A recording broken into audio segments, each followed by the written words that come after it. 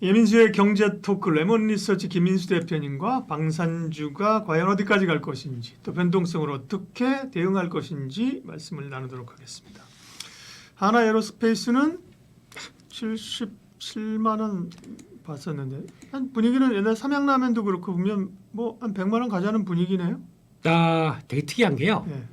지금으로부터 바야흐로 한 달 전만 네. 하더라도 하나에어로스페이스의 가격이 앞에 4자였습니다. 네. 분명히 기억합니다. 네. 예. 한 달 사이에 무슨 일이 벌어진 겁니까? 네. 예, 거의 70% 80%가 올라갈 정도로 예, 이렇게 바뀌었다는 얘기는 뭔가 많이 크게 바뀌었다는 얘기겠죠. 저희 40만 원대도 단기적으로 좀 이거 많이 오른 거 아니야? 라는 쪽에서 뭐 또 이제 밸류 따지기 시작하게 되면 이것도 한두 끝도 없죠. 그때 같은 경우 물론 이제 작년 4분기 때 실적이 확 돌아서다 보니까 이게 일회성 실적이 아니라고 하게 되면 올해 실적 괜찮을 거야라고 하면서 들어갔던 부분들이 올 들어만 134% 올랐네요. 네. 네. 지금 뭐 하나에어로스페이스가 있는 사람과 없는 사람으로 구별되는 거 아니에요, 시장은? 더 정확하게는 한화가 있느냐 없느냐에 따라서 그러니까요. 한화 쪽이 있느냐 없느냐에 따라서 화나 안 화나. 진짜 화가 나는지 안 나는지. 네. 그게 한화가 가른. 요즘 보니까 김승현 회장님 요즘 저 무슨 전략 회의하고 딱 나오던데 표정이 좋아요? 딱 열고 담배를 물고 딱 나오시더라고요. 그 건물에서 나오시는데 그 초반에 그렇게 사진이 그렇게 찍혔더라고요. 볼 거 있나? 뭐 이러면서 뭐 이렇게 딱 그런 정도의 좀 분위기가 바뀌어 있는. 네. 조선과 방산 이 기계 쪽들이 시대 시류에 맞게 되면 이렇게 바뀌는구나. 그런 쪽들이 나오는데, 근데 논리는 있습니다. 논리는 있고 지금 끌어가는 그 스토리가 생각보다 맞느냐 안 맞느냐로 보게 되면 맞다라고 하면 주가가 이렇게 움직이고 거기에 따라서 특히 이제 비교할 만한 대상들이 나올 거 아닙니까? 글로벌 기업들이. 근데 지금 대표적으로 이제 라인메탈이라고 하는 지금 유럽의 방산 업체들이 그럼 요즘에 급등하기 시작하는 모습이 한 달 가까이 나오다 보니까 거기서 영향을 맞춰서 그럼 한국은 하나에어로스페이스 이렇게 나오기 시작하는데 일단 내용은 그거죠. 지금 이렇게 나오는 상황 쪽에서 미국이 자꾸 니네 방위비 올려라 우리 못 도와준다라는 쪽들을 계속 겪다 보니까 이러고 가다간 미국만 보고 있다간 우리 다 죽겠다 싶게 되면 바이 유로피안 우리가 우리 거 사서 우리가 방산 쪽 만들어 놓자라고 하는 쪽으로 돌아가는데 그러다 보니까 이제 유럽 같은 경우는 한번 이제 EU가 이제 결성되고 거기서 나왔던 이제 재정 비율 이걸 얼마까지 맞추라고 하는 재정 비율을 방산 쪽은 예외로 시켜버립니다. 네. 그러면서 돈을 이제 투자를 해서 이쪽을 만들어 놓자라고 해서 가장 신난 쪽들은 프랑스죠. 글로벌 무기 3위입니다. 수출하는 쪽이. 그러다 보니까 프랑스는 게다가 또 핵 보유국이고 우리가 핵 우산을 만들어 놓게라고 하는 또 흐름들이 나오다 보니까 신났죠. 하지만 그게 현실은 아닙니다. 프랑스 같은 경우도 라파엘이라고 하는 라파엘 그룹의 그 전투기 있죠. 그거를 지금 그 아랍에미리트인가 거기서 한 15대를 주문을 했거든요. 그거 다 주는 데까지 12대. 그러니까 5년 걸렸습니다. 5년. 1년에 2대 만들어요. 그렇게 느려요. 그냥 잠깐만 우리 회식하는데 그 꼬냑이나 한잔 마시고 이렇게 하고 또 할 거 다 하고 낮잠 자고 하고 그렇게 나오게 되면 승질 나죠. 주변 사람들은. 그렇다고 거기 아니게 되면 또 맡길 데도 없나? 그럼 또 미국인데 미국에 왠지 또 하기 싫고 그러면 이제 중간에서 뜨는 데가 이렇게 되다 보니까 이제 이 유럽 쪽 자기네가 돈 써서 좀 자립을 하려고 하는데 그 공급망 만드는 데는 최소한 5년 이상은 걸립니다. 공장 수리해야 되죠. 또 거기다가 부품 공급 라인 만들어야 되죠. 거기다 가동률을 올려야 되죠. 5년 가까이 걸리는데 거기서 제대로 대응을 할 수 있겠습니까? 그러다 보니까 아직까지는 미국가 지금 유럽에서 방산 지출 관련된 쪽에서 가장 많이 쓰는 쪽들이 미국입니다. 아직까지는 미국이 한 50% 이상 차지하고 있고 거기다가 EU 쪽에서 자체 조달하는 게 20에서 30%밖에 안 됩니다. 나머지 3위가 어딘지 아세요? 코리아.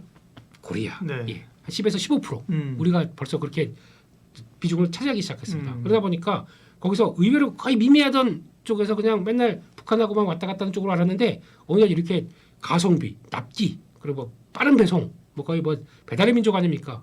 배송 이런 쪽들의 강점을 갖다 보니까 이게 나오는 것들을 이해가 되기 시작하죠. 근데 더 중요한 거는 이렇게 쭉 보다 보니까 저희가 이번에 최근에 한화에어로스페이스 같은 경우도 거점 기지를 루마니아로 또 이제 폴란드로 이렇게 나오기 시작하게 되면 지금 현대로템도 폴란드에 또 공장진 현지화로 만든다고 하지 않습니까? 그렇게 되면은 이들이 얘기하는 우리 유럽에서 바이 유로피안 그러니까 영내에서 뭘 사자, 영내에서 만들자라고 하는데 이게 거기 가서 공장이 있게 되면 거기서 나가는 겁니다. 그런 쪽으로 나가게 되면은 이거 규정에 맞는 거죠. 그러면은 저희는 거기 갔다가 자 다음에는 루마니아 들어오시고 그다음에 또 자 슬로바키아 오시고 그러면서 또 무기를 확대할 수는 딱 좋은 근거가 되겠죠. 현지화는 되게 중요한 단서입니다. 그러다 보니까 그게 방사대 영역을 확장시켰던 가장 스토리가 아닌가라고 생각하고 있고 또 그동안 또 뭐 독일은 아직 많이 쳐졌지만 뭐 프랑스 같은 경우도 무기를 이제 우리 거 우리가 만들래라고 하는데 그러면 그동안에 딴 뭐 중동에서는 무기 살려고 딱 봤더니 우리 걸로 바빠요. 그러면은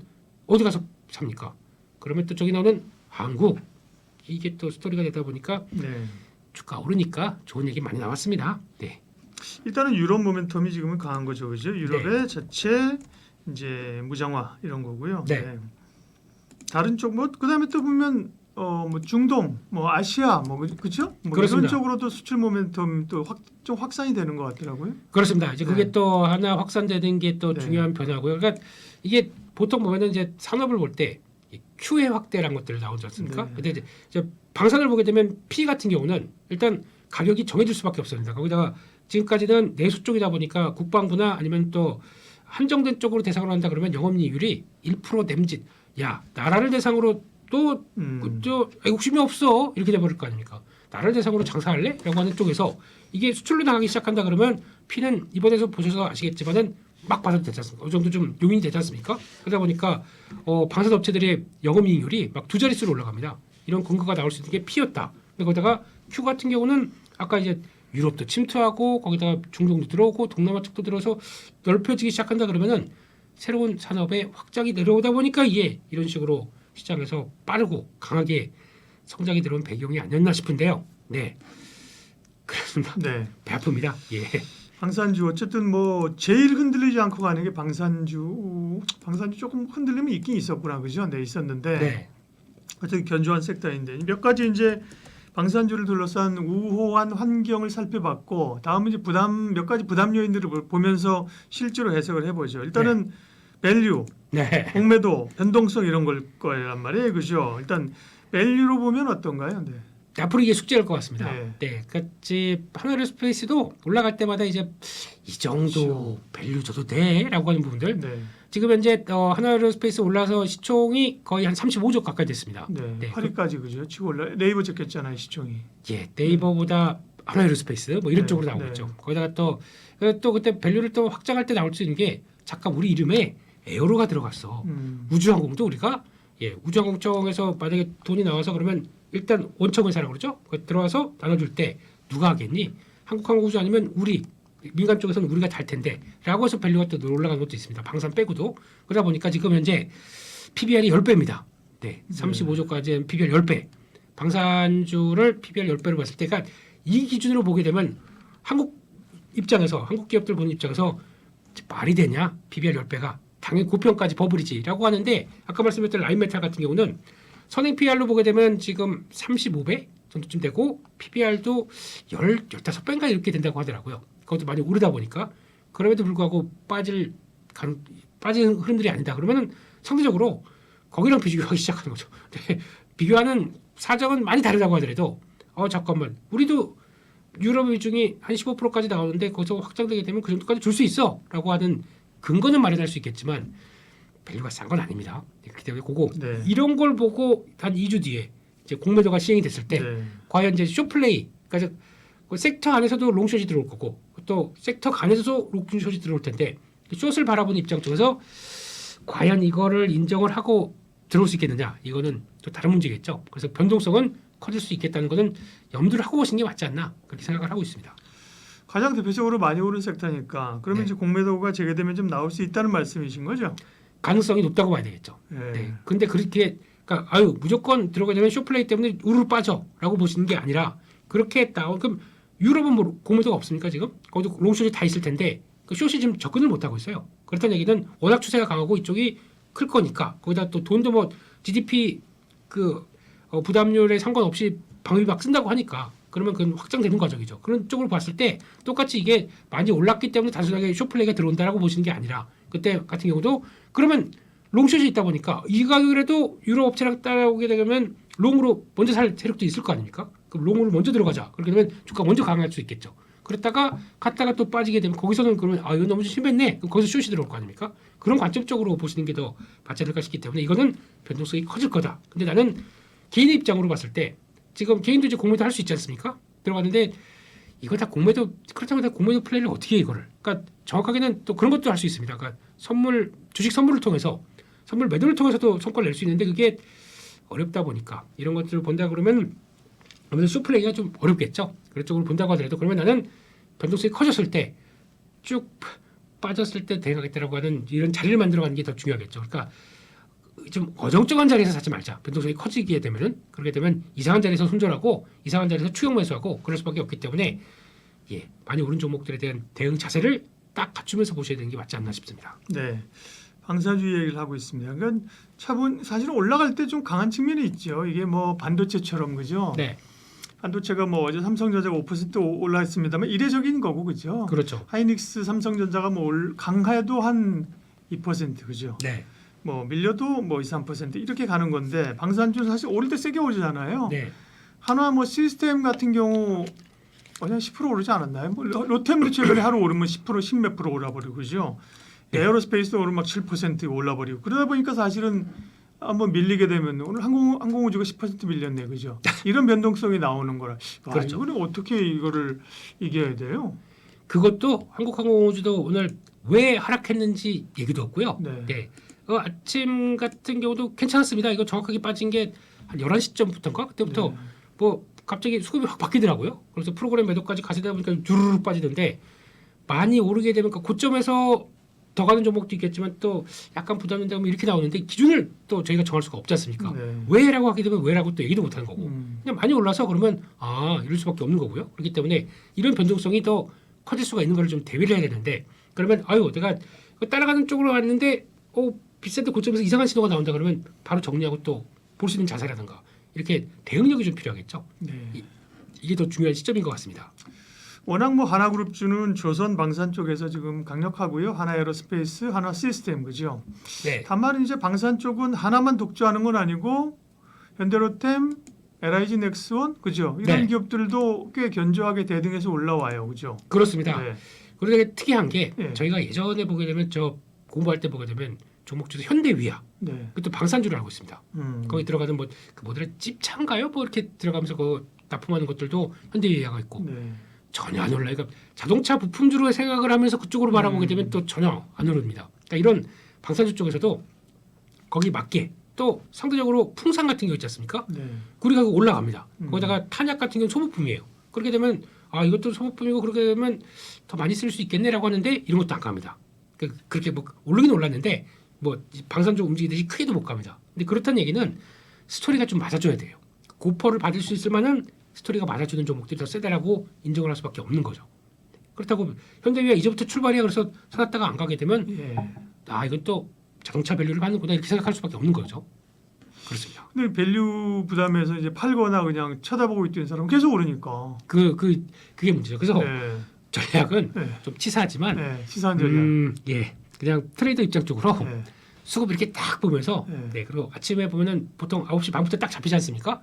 그럼 수급이 들어와 있어요. 오늘 이쪽이 좀 강할 것 같다 그러면은 들어갑니다. 따라 들어갑니다. 높아도. 근데 요즘 트레이더들 사이에서 얘기 많이 하는 게 네. 대형주 단타치기. 어. 잘 실패 안 합니다. 왜냐하면 워낙 이쪽에서 큰 자금들 많이 있고 그렇다고 중소형주 쪽으로 옛날엔 그랬잖아요. 섹터가 움직이게 되면 2등주, 3등주가 더 탄력은 나중에 크게 갖지 않습니까? 네. 좀 안 그렇습니다. 그냥 대형주 있어야 됩니다. 그러니까 거기 보고 있다가 한 1박 2일 코스로 해서 뭐 한 7%, 10% 나오게 되면 바로 자르고 더 이상 가는 건 몰라. 그러고 있다가 조정 나오거나 그 단기 이평선 맞았을 때 또 들어갔다가 수급 들어오나 이렇게 보고 괜찮네. 그러면 또 2박 3일 갔다 또 때리고. 근데 여기서 맹점은 이상하다 그러면 나와야 됩니다. 가다가 뭔가 오늘 같이 한국항공우주처럼 갔는데 뭔가 이상하다 그러면 빨리 손 대응할 수 있으신 분만 가능한 거지. 이게 그냥 그렇죠. 하고 그냥 놓치다가 또 고점에서 그냥 우르르 또 15% 20% 금방 내려올 수도 있기 때문에 대응력이 제일 중요한 거겠죠.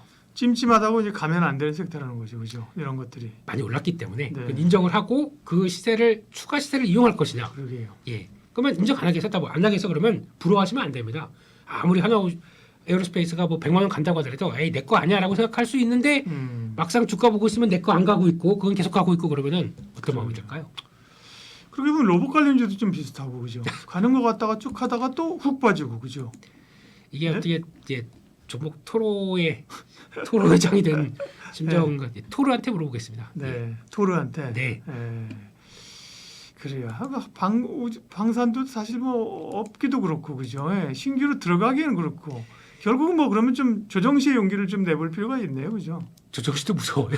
요즘 같은데 이렇게 올라갔다 이제 조정이 딱 나왔잖아요. 그러니까요. 일반적으로는 들어가는 게 맞습니다. 네. 근데 들어가는 게 맞는데 근데 지난번에 하나 에어로스페이스가 한 3일 동안에 한 15% 빠진 적이 그렇죠. 있습니다. 예. 네, 그쪽에서 그러면 그때 자리는 들어와 있어요. 예. 들어가도 되는 자리입니다. 근데 음봉이 딱 들어왔는데 사고는 싶은데 왠지 손이 안 나가는 그런 자리 있죠. 네. 그래서 아예 뭘 내일 보고 사세요. 그럼 내일 갭상승해서 예, 또 예. 날립니다. 그러니까. 그러면 아예 또 지났네. 이거 몇 번 하게 되면 그냥 손 못 대는 거죠. 그러다 보니까 좀 용기도 있어야 될 것 같고 그리고 거기다가 지금 약간 그렇다고 해서 이걸 내 계좌를 다 밀어낸다든가 그렇게 하기는 또 어려운 일이고 네. 일단 컨트롤의 영역으로 들어왔다라고 애써 네. 애써 그렇게 표현할 수밖에 없을 것 같습니다. 하나만 더 여쭤보면 이제 네. 방사는 그렇고 그에 비하면 우주항공 같은 경우는 뭐 모멘텀이 좀 약합니다. 그죠? 보통은 방산 우주항공이 같이 가는데 네, 근데 뭐 우리가 알고 있는 뭐 AP위성, 네, 뭐가 뭐 인텔리안테크, 세트레가이, 뭐 그죠? 이런 위성 쪽도 한동안에 이제 뭐 그 좀 관심이 있었는데 그죠? 방산이 워낙 가서 그런 건가? 관심을 좀 수급을 못 받고 있다고 봐야 되나요? 제가 보기에는 네. 테슬라가 힘을 못 써서. 네. 네. 그러니까 테슬라의 또 하나의 축이 로봇도 있을 거고 그렇죠. 우주항공이 있을 네, 텐데 네, 네. 스페이스 X 가지고는 얘기가 계속 많이 나오고 있고 또 유럽 같은 경우도 우리 이제 텔셋 그걸 유텔셋 이거 가지고 우리 자체적으로 이제 테슬라 거 안 써. 그리고 또 교축한다 그래서 기대감이 클 수도 있습니다.